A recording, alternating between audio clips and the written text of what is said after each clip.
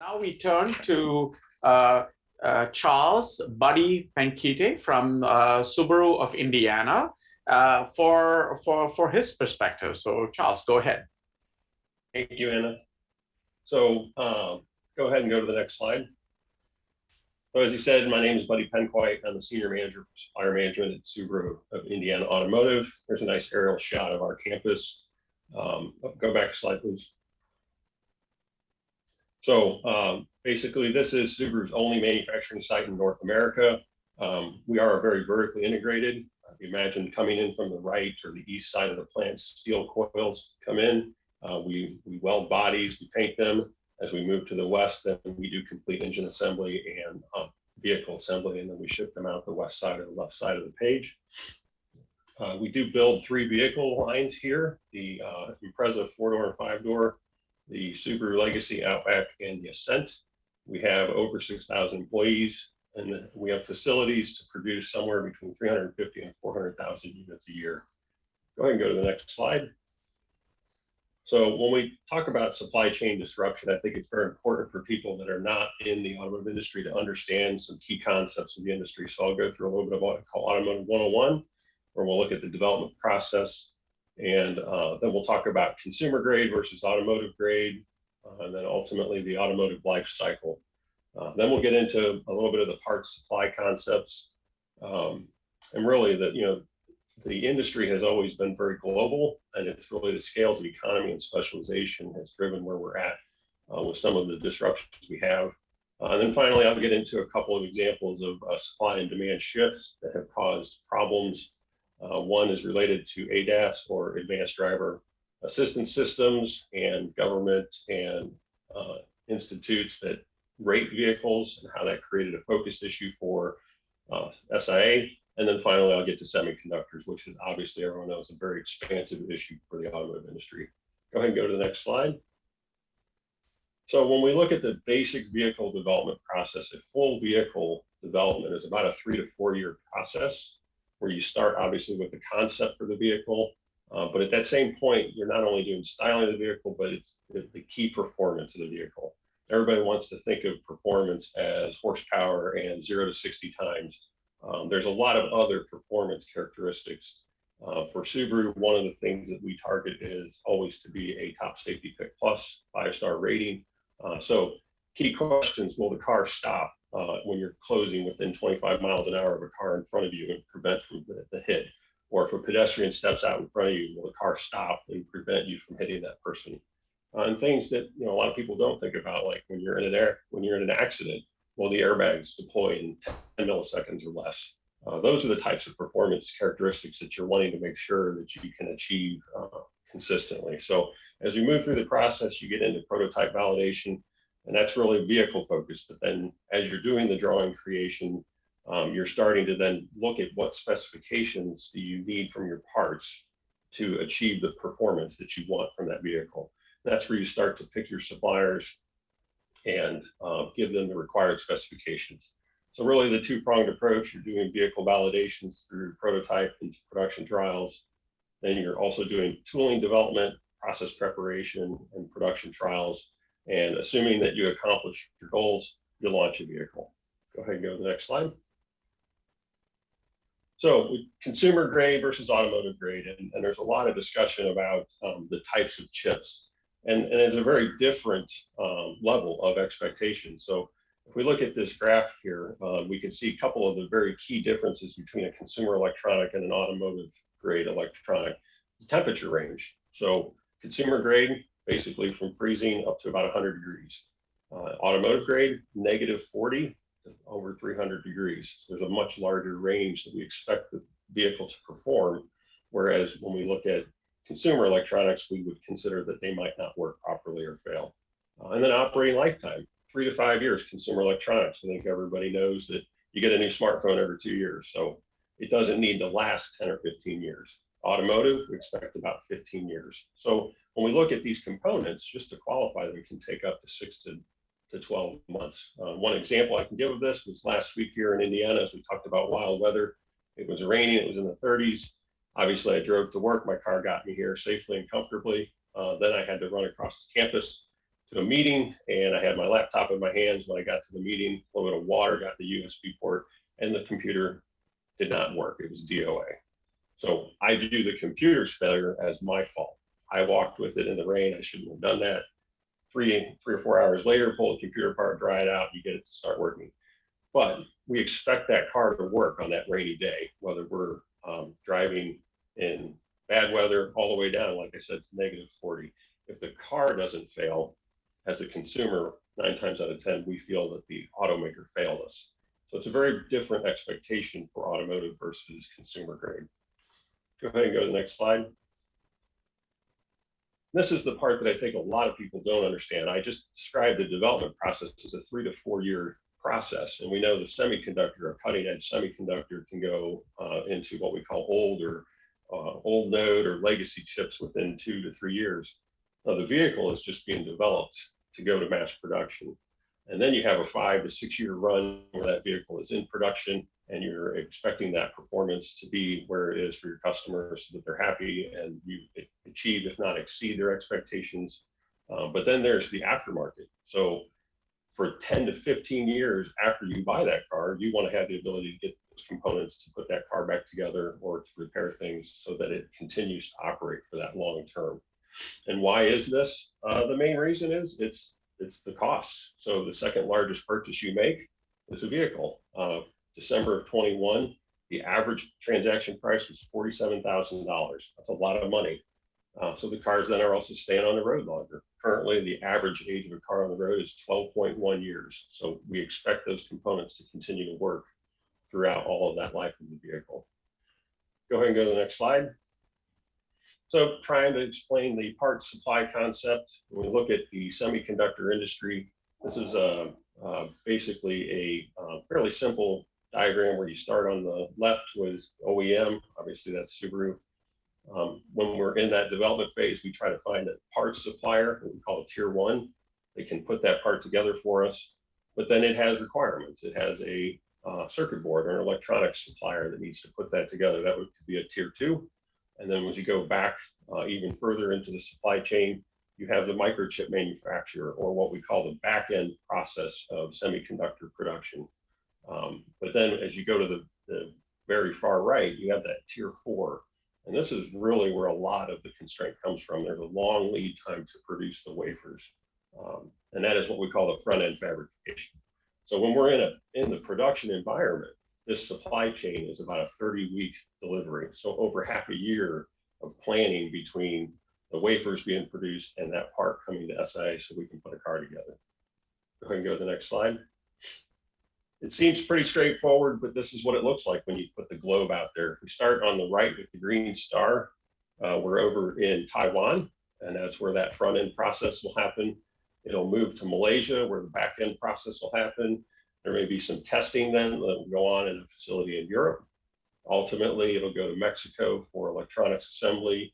It'll head to the United States for the parts assembly and finally get to SIA. And this is just one example of the brake system for the hydraulic unit. We go to the next slide. I got one more example. So this one's a little bit different.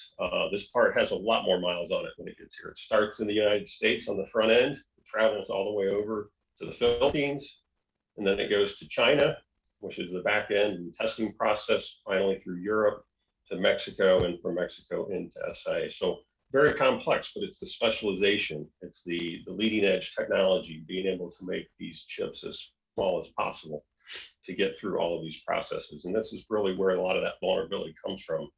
But I think, we hear about new plants in the United States. It may still travel to the Far East in order to become that complete component that works in your vehicle. Go ahead and go to the next slide. So when we get into that supply and demand shift, if we look about 10 years ago, ADAS did not exist in the typical average car that you would go out and buy. And what do we mean by ADAS?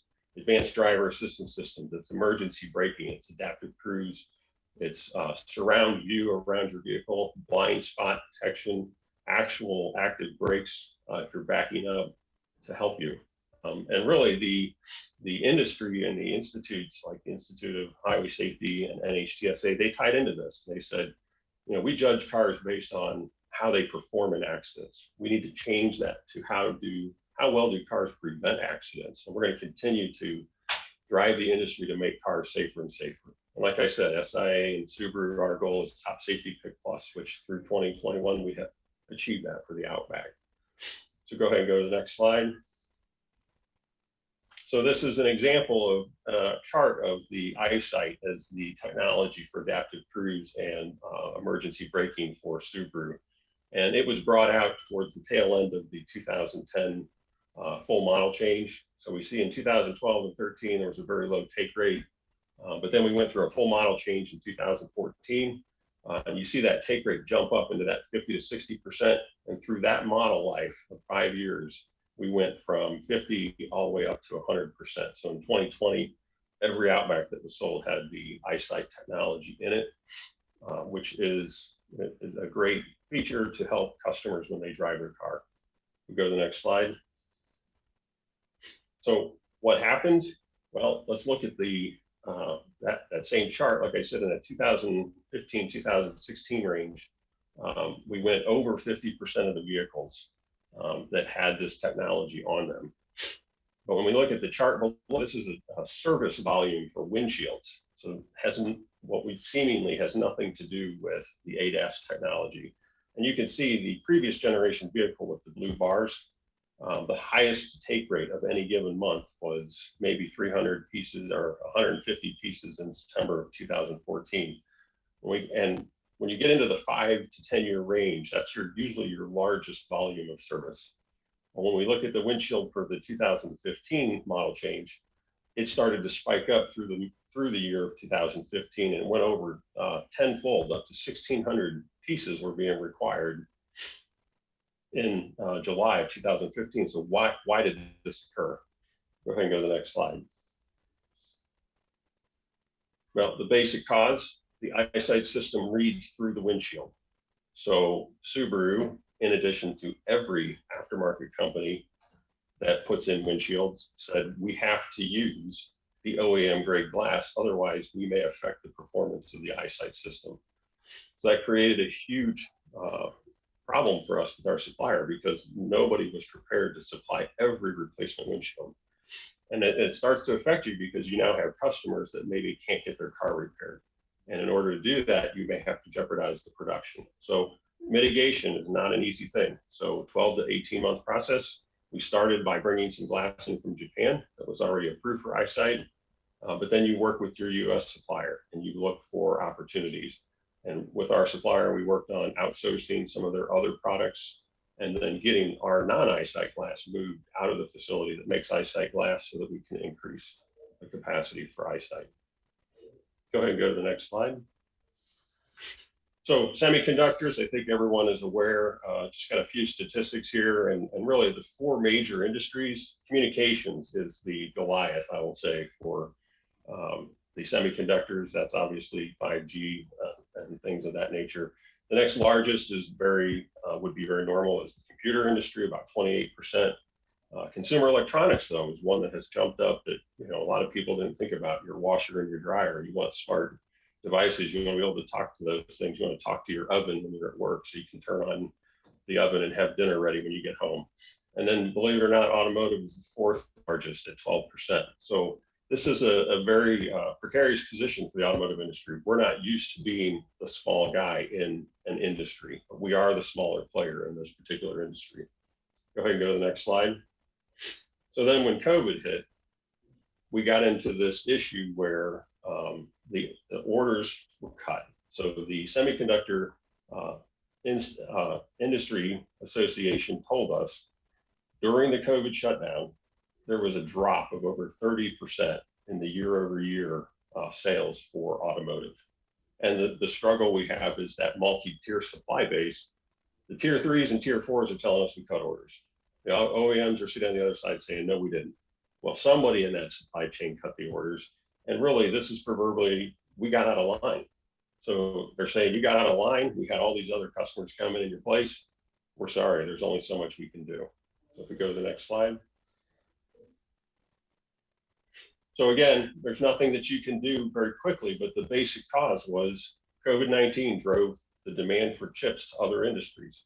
So remote healthcare, remote work, virtual learning, et cetera. Webinars like this, people need the equipment to participate and be successful. So really that was a very unanticipated switch of the product. And like I said, we got out of line. So we're now back in line trying to get the parts.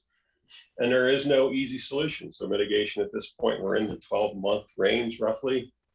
You do your best to swap out when you can. If there's a drop-in solution, you'll find another part to drop in. And we've been successful in several ways with that. Secondary source for an identical part. If you can find another source anywhere in the world, you'll tap into that so that you can mitigate that. Another one is to minimize the lead times. How can we get parts faster? Earlier, I heard people talk about air freighting. So you bring parts in as quick as you can. And then ultimately, you have to get strong forecasting. So your suppliers have to tell you what they're capable of. And then it's my job to tell my business, how do we match that capability? The key point to remember is to redesign any given component in a car and guarantee performance is a minimum of 18 to 24 months. Go ahead and go to the next slide. And misery loves company. So when we look at the automotive industry here from the Automotive News, if you look at the bottom right corner, last year, from COVID through last year, and it's a global issue, 10 million vehicles have been cut from the automakers across the globe. North America and Europe are the top two. Some people may ask why, because China is a much larger producer of vehicles. It's the complexity of the vehicles. So the demand for all of the advanced systems in the cars requires the advanced chips. But if we look at it, even this year with the chart up here in the upper left, 500,000 cars. Here we are 6 weeks into the year, and we're already 500,000 cars down from where we wanted to be. So this is going to continue until the industry does get capacity closer aligned with the demand. And as we've already heard from many people, the shift to EV is just going to amplify this even worse, because the amount of chips that you will use in vehicles for EV is about 3 to 4 times what you will use in a current ICE engine vehicle at this point. So we'll go to the last slide. Just a couple key takeaways. Complex supply chains, I think if possible, you need multiple sources. That's not easy to do, but I think we're learning that now it is better to have multiple solutions for your semiconductors if possible. Second thing, really, when you look at a supplier-customer relationship, your supplier doesn't want to come to you with problems, but you need to have that good rapport. You need to work with them and realize that we're partners in this process. We can't build cars if all 200 suppliers can't deliver us parts. Like number 3, then look for options to eliminate the constrained parts. If you can find a second source, you do it, but you cannot jeopardize the safety and the quality of that vehicle and what a customer expects when they drive that vehicle. The one thing that we've really learned through the COVID and the semiconductor expansive issues is utilize information from suppliers to validate on a holistic level. So when I talk to supplier A and they tell me they got a factory in Malaysia that's got issues, I can tell supplier B, hey, you better talk to your chip supplier in Malaysia and make sure you understand how you're going to get your parts. And then, really, like I said, maintain a collaborative environment. I think we heard that exact same term earlier. You have to work together. And then finally, I think this is very important maybe for the younger generation out there, is we need to regularly meet with those suppliers, and we have to foster the open and honest communication. And I like to use the image at the bottom of the two-way communication with a phone or going and seeing your supplier is always superior than emails and texts. Well, I hope everyone learned a little bit today. I hope this is useful and informative for you. Thank you.